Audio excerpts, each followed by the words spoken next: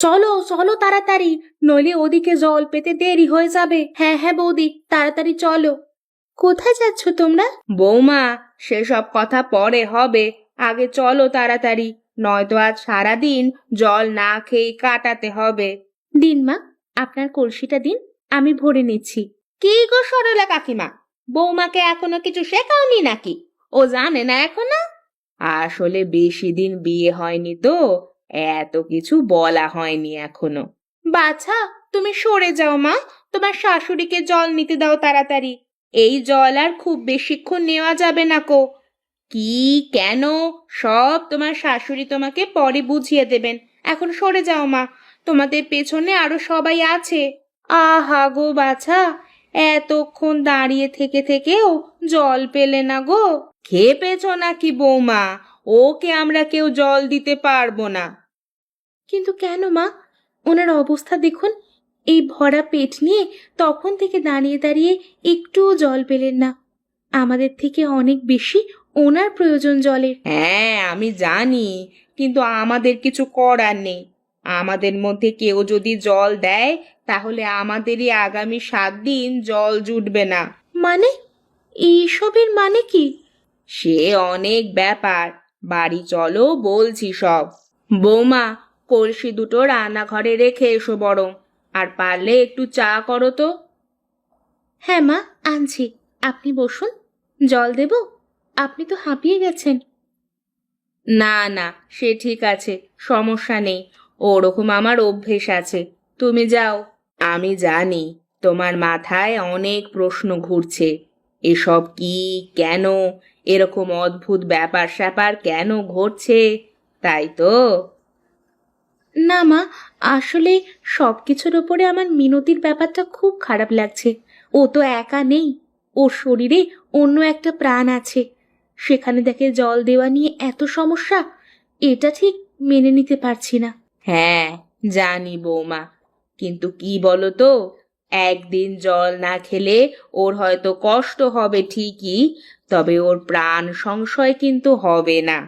কিন্তু আজ যদি আমরা কেউই ওকে জল দিতাম, তবে কিন্তু ওর প্রাণ সংশয় ঘটতে পারত। কিন্তু কেন? কি হয়েছিল মা? শোনো তাহলে, আমার শাশুড়ি মা আর দিদা শাশুড়ির থেকে শোনা এই গল্প। এক ভোরে একজন ক্লান্ত পরিশ্রান্ত জাদুকর আসে।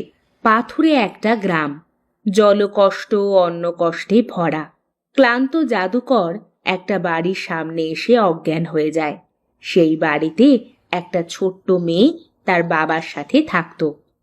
মেয়েটি বেরিয়ে আসে, সে ওই জাদুকরের সেবা শুশ্রূষা করে জাদুকরকে সুস্থ করে তোলে।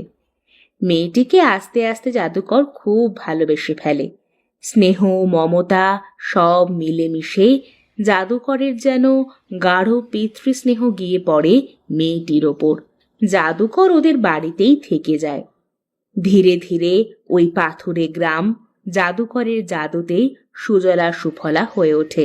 জায়গায় জায়গায় পুকুর, কুয়ো, হাতকল সব তৈরি করে দেয় সেই জাদুকর। গ্রামের সকলের জলকষ্ট অন্নকষ্ট সব শেষ হয়ে যায়। তারপর কয়েক বছর পর সেই মেয়েটির বিয়ে ঠিক করা হয়। পাত্র মেয়েটির থেকে বয়সে অনেক বড় ছিল। জাদুকর মেয়েটির বাবাকে বলে যাতে এই বাড়িতে মেয়েটির বিয়ে না দেওয়া হয়। এই কথা গ্রামে জানাজানি হতেই গ্রামের লোকজন জাদুকরকে অনেক অপমান করে। জাদুকর সব চুপ করে সহ্য করে, কাউকে কিছু বলে না।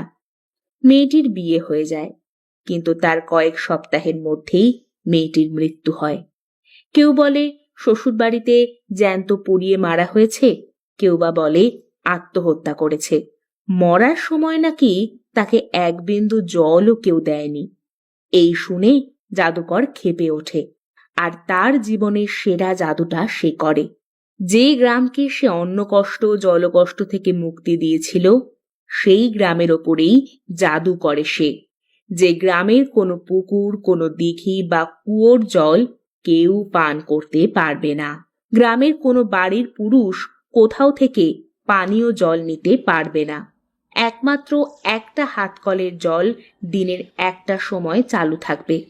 যেখানে নির্দিষ্ট একটা সময় জল আসবে, পরিবারের মহিলারা এসে সেই জল নিতে পারবে, কিন্তু যার যার নিজের জল নিজেকেই নিয়ে যেতে হবে। কেউ যদি কাউকে নিজের জল দান করে তবে গ্রামের ওই একমাত্র কলটাও জল দেওয়া বন্ধ করে দেবে। টানা 7 দিন গ্রামের কোথাও পানীয় জল পাওয়া যাবে না। এসব তো শোনা গল্প, কেউ কখনো চেষ্টা করেনি এসব যাচাই করার? হ্যাঁ, করেছে 2 বার। গ্রামের 2জন মোড়ল চেষ্টা করেছিল নতুন কুয়ো করার এবং তার সাথে এসব বাধা নিষেধ ভাঙার। ফল হয়েছিল মারাত্মক। জ্যৈষ্ঠ মাসের তপ্ত গরমে 10 দিন ধরে জল বন্ধ ছিল। কারুর বাড়িতে 1 বিন্দু জল ছিল না। 2-1জন পুকুরে নেমে জল খেতে গিয়েছিল, তারা ওই জলেই তলিয়ে গিয়েছে। কি সাংঘাতিক! সেজন্যই বলছি বৌমা, এ গ্রামে এসব নিয়ে কখনো কথা বাড়িও না, তাতে ফল ভালো হয় না। আচ্ছা মা, এই দুর্গতি থেকে মুক্তির কি কোনো উপায় নেই? হ্যাঁ, আছে। কি উপায়?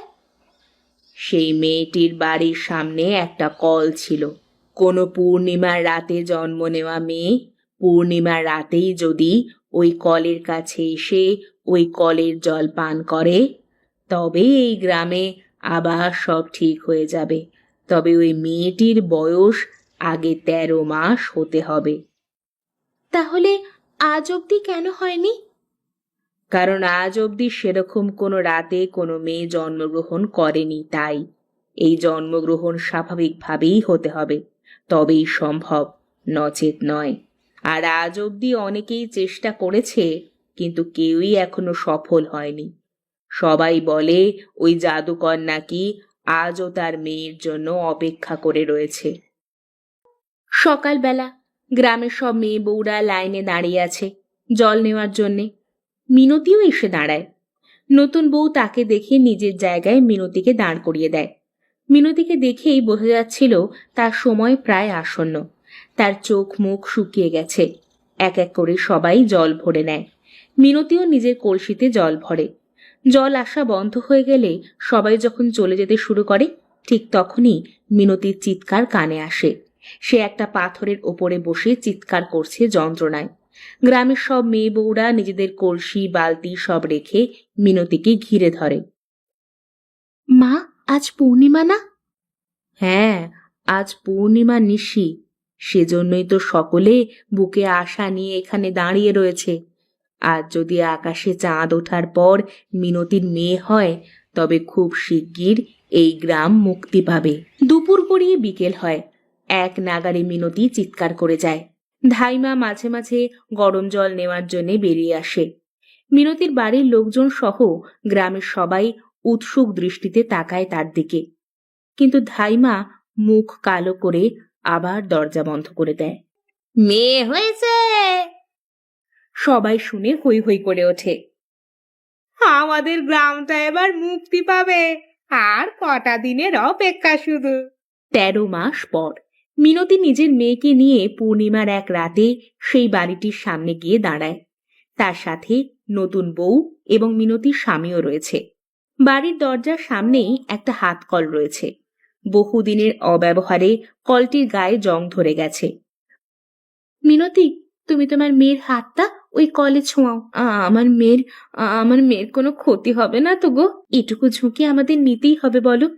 এই বছরে এই গ্রামে তো কোনো মেয়ের জন্ম হয়নি। তোমার মেয়ের কোনো ক্ষতি জাদুকর করবেন না। মিনতি একবার তার কোলের মেয়ের দিকে তাকায়। সে খিলখিল করে হাসছে। তার মেয়ের হাতটা একবার কলের গায়ে ছোঁয়ায়। তারপর মিনতির বর হাত কল দিয়ে জল বের করে। মিনতি সামান্য একটু জল মেয়ের মুখে দিয়ে দেয়। আর ঠিক তখনই ওই জলের কলটা ধীরে ধীরে মাটির নিচে চলে যায়। তারপর সেখানে কিছু সাদা সাদা ফুলকি উড়ে ছড়িয়ে যায় সারা গ্রামে। গ্রামের সমস্ত জলাশয়ের মধ্যে সেই ফুলকিগুলো মিশে যায়। আচ্ছা, কিছু কি পরিবর্তন বুঝতে পারছো কেউ? একবার একটু দেখা যাক বরং। চলো, এই কলের কাছে আমরা যাই। যদি সেই কল থেকে জল পড়ে তাহলেই বুঝতে হবে সব বিপদ কেটে গেছে। হ্যাঁ, জল পড়ছে। এবার মিনতির স্বামীও দেখে একবার। হ্যাঁ, জল পড়ছে। হ্যাঁ, এতদিন গ্রামের কোনো পুরুষ এই কল ছুঁতে পারত না। এর মানে আমাদের গ্রাম সাপ মুক্ত হলো, তাই না নতুন বউ? হ্যাঁ মিনতি, হ্যাঁ, তোমার মেয়ের ওপর জাদুকরের দয়া হয়েছে, আর এই গ্রাম তাই সাপ মুক্ত হয়েছে। আজ থেকে এই গ্রামে আর কারোর জলকষ্ট হবে না।